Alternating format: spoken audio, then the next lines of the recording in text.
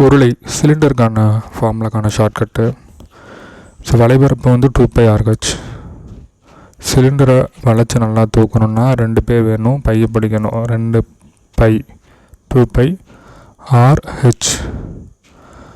நல்லா உயரமாகவும் தூக்கணும், அதான் 2πRH.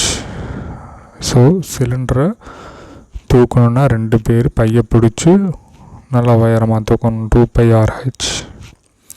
மொத்த புறப்பரப்பு வந்து 2πR of H plus R. 2πR of H plus R. மொத்தமாக சிலிண்டர் தூக்கணுன்னா இன்னும் ஆளுங்க வேணும், அதான் 2πR of H plus R. சரி, ஹைட்டாகவும் தூக்கணும், கொஞ்சம் ஆர் அதிகமாகவும் தூக்கணும்ல, அதனால் 2πR of H plus R.